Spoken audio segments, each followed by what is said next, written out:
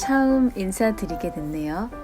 안녕하세요. 저는 세신의 북라디오 책 읽어주는 지니의 친구 앨리스입니다. 반갑습니다. 앞으로 종종 인사를 드리게 될지 아닐지는 잘 모르겠지만 오늘 저는 여러분들께 수필 한 편을 전해드리려고 합니다. 제목은 가난한 날의 행복. 작가는 시인이자 수필가인 김소운 작가님이고요. 대표작으로는 물 한 그릇의 행복, 특급품 등이 있습니다. 그럼 전해드리겠습니다.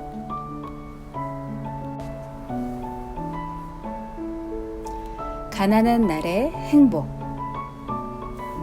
먹을 만큼 살게 되면 지난날의 가난을 잊어버리는 것이 인지상정인가 보다.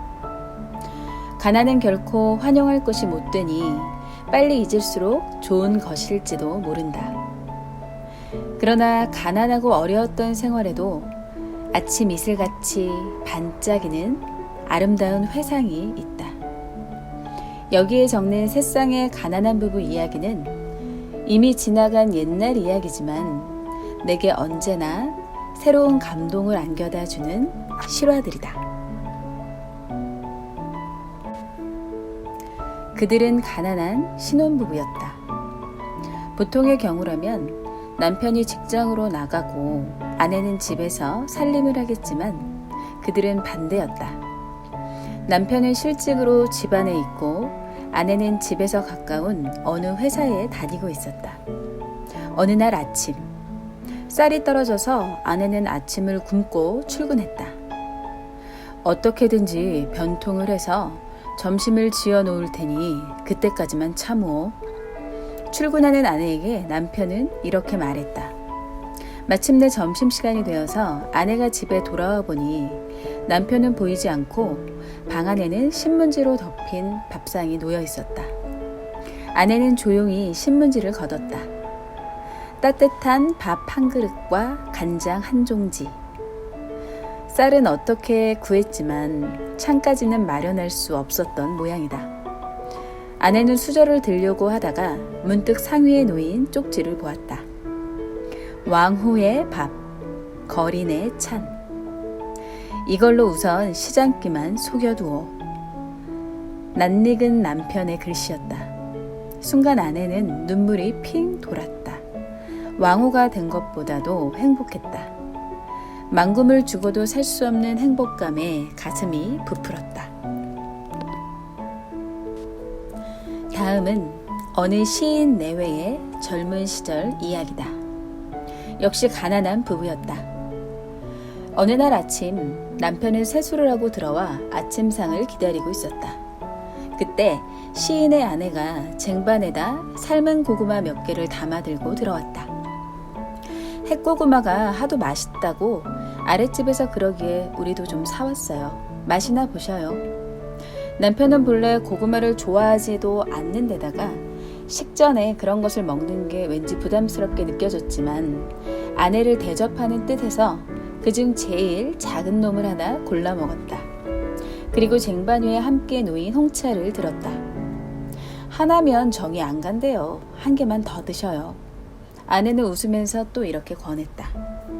남편은 마지못해 또 한 개를 집었다. 어느새 밖에 나갈 시간이 가까워졌다. 남편은 이제 나가봐야겠소. 밥상을 드려요.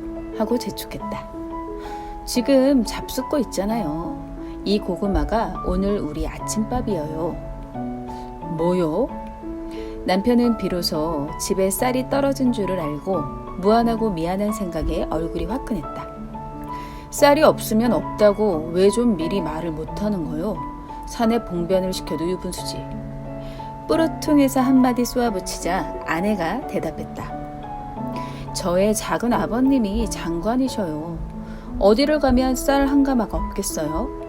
하지만 긴긴 인생에 이런 일도 있어야 늙어서 얘기거리가 되잖아요. 잔잔한 미소를 지으면서 이렇게 말하는 아내 앞에 남편은 묵연할 수밖에 없었다. 그러면서도 가슴속에는 형언 못할 행복감이 밀물처럼 밀려왔다. 다음은 어느 중년의 여인에게서 들은 이야기다. 여인이 젊었을 때였다. 남편이 거듭 사업에 실패하자 이들 내외는 갑자기 가난 속에 빠지고 말았다. 남편은 다시 일어나 사과 장사를 시작했다. 서울에서 사과를 싣고 춘천에 갔다 넘기면 다소의 이윤이 생겼다. 그런데 한 번은 춘천으로 떠난 남편이 이틀이 되고 사흘이 되어도 돌아오지를 않았다. 제날로 돌아오기는 어렵지만 이틀째에는 틀림없이 돌아오는 남편이었다. 아내는 기다리다 못해 닷새째 되는 날 남편을 찾아 춘천으로 떠났다. 춘천에만 닿으면 만나려니 했지요. 춘천을 손바닥만하게 알았나 봐요. 정말 막막하더군요. 하는 수 없이 여관을 뒤졌죠. 여관이란 여관은 모조리 다 뒤졌지만 그이는 없었어요. 하룻밤을 여관에서 뜬 눈으로 세웠죠. 이튿날 아침 문득 그이의 친한 친구 한 분이 도청에 계시다는 것이 생각나서 그분을 찾아 나섰죠. 가는 길에 혹시나 하고 정거장에 들러봤더니 매표구 앞에 늘어선 줄 속에 남편이 서 있었다. 아내는 너무 반갑고 원망스러워 말이 나오지 않았다. 트럭에다 사과를 싣고 춘천으로 떠난 남편은 가는 길에 사람을 몇 태웠다고 했다. 그들이 사과 가마니를 깔고 앉는 바람에 사과가 상해서 제값을 받을 수 없었다. 남편은 도저히 손해를 보아서는 안 될 처지였기에 친구의 집에 머물면서 시장 옆에 자리를 구해 사과 소매를 시작했다. 그래서 어젯밤 늦게야 겨우 다 팔 수 있었다는 것이다.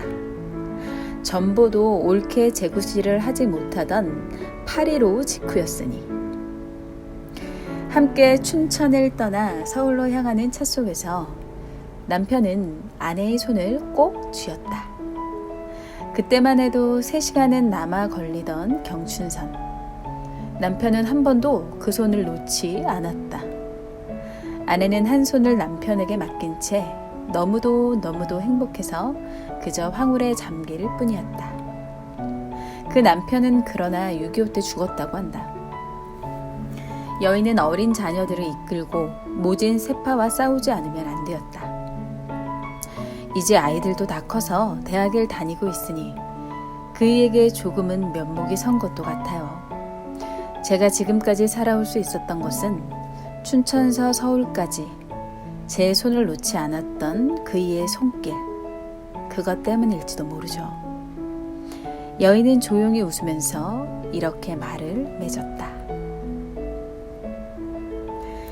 지난날의 가난은 잊지 않는 게 좋겠다. 더구나 그 속에 빛나던 사랑만은 잊지 말아야겠다.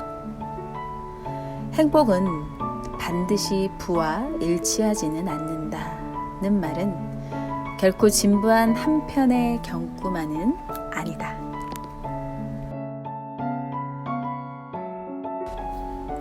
잘 들으셨나요? 이 이야기를 통해 여러분은 무엇을 느끼시나요? 저는 문득 항아리 우유가 생각이 났습니다. 네, 빙땡땡 바나나맛 우유를 말하는 건데요. 어린 시절에 아빠가 이렇게 기분 좋게 취해서 오실 때면 그 검은 봉지에 꼭 담겨 있었던 기억이 있습니다.